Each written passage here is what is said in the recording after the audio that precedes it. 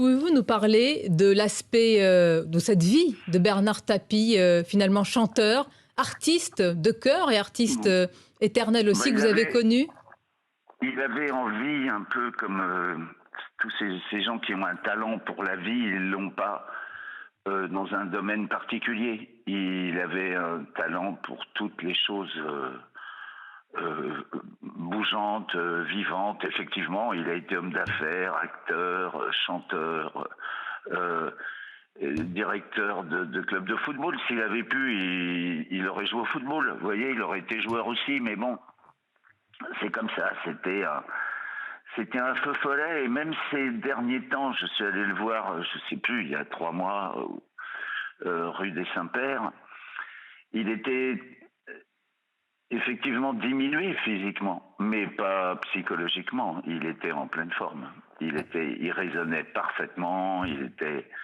Il s'indignait encore, comme il a toujours été. Il était réactif, quoi. La chanson, Didier, que vous avez écrite pour lui, avec ce titre, hein, Réussir, sa vie, au Sa vie. sens, Mmh. d'accomplir sa vie, finalement, elle le résumait, elle appréhendait tout ce qu'était Bernard Tapie. Oui, et puis, comment dire, c'était un peu plus qu'une chanson pour lui. C'était un acte de, comment, il essayait de donner l'exemple. Vous voyez, il essayait de faire bouger les choses et les gens. C'est une chanson qu'on avait enregistrée au profit de l'association Personnage de Lino Ventura. Et comment dire, il était fascinant dans sa façon d'appréhender, parce que je me souviens même, ce serait trop long à vous Allez-y, raconter, allez-y, on mais a envie d'avoir ces anecdotes, Didier. Ce matin, on en a besoin. dans quelles, comment dire, conditions il a signé son contrat d'artiste à un moment. Eddie Barclay lui présente la chose en lui disant: tu vas signer là en bas, c'est le meilleur contrat de Paris, tu as le même contrat que Jacques Brel. Et Bernard regarde le contrat, il regarde la royalty, il lui dit: c'est vrai, c'est le meilleur contrat ça? Et il lui dit: tu peux pas avoir plus. Et il lui dit: bah, tu sais, il dit, c'est ton jour de chance. Pourquoi? Il dit: parce que c'est toi qui vas prendre ma royalty et moi je vais prendre le reste et je paye tout. C'était ça Bernard Tapie, une façon de tout d'un coup de renverser les situations.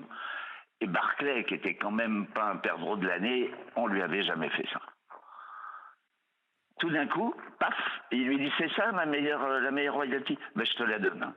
Et moi, je prends en charge tout le reste. Vous imaginez dans les affaires ce que ça devait être On imagine, de, Didier, on imagine. de lui présenter Oui. un truc un peu tordu, comment il renversait. Barclay, il n'avait jamais vu ça. Et qu'est-ce que vous voulez dire derrière? Non. Vous allez dire non à un type à qui vous venez de vendre l'idée qu'il avait le meilleur pourcentage. Il dit: le meilleur pourcentage, je te le donne. Donc, un type qui était capable de ce genre de pirouette, il forçait l'admiration. En plus qu'artistiquement, moi, il m'avait vraiment bluffé en studio d'enregistrement, parce que je me disais, bon, bah, c'est comme dans les Tontons Flingueurs. Je me disais, si c'est pour une œuvre, on va faire le disque. Ok, parce que le nom de Bernard portait le projet. Mais je n'imaginais pas qu'il avait ces qualités artistiques pour le faire de manière aussi professionnelle. Didier, merci beaucoup, Didier Barbelivien. À travers vos anecdotes, on appréhende bien le caractère de l'homme. Ouais, franchement, c'était un type formidable. Voilà. Je pense à sa famille, enfin ils savent que je pense à eux, je les embrasse. Bien sûr. Parce que peut-être la chose la plus importante pour Bernard, c'était sa famille et rien d'autre. Et sa femme Dominique et ses enfants. Et il est... Sa femme Dominique, oui. ses enfants, enfin, oui, c'était l'homme de cette tribu, de cette famille, et voilà, ils doivent être bien tristes aujourd'hui.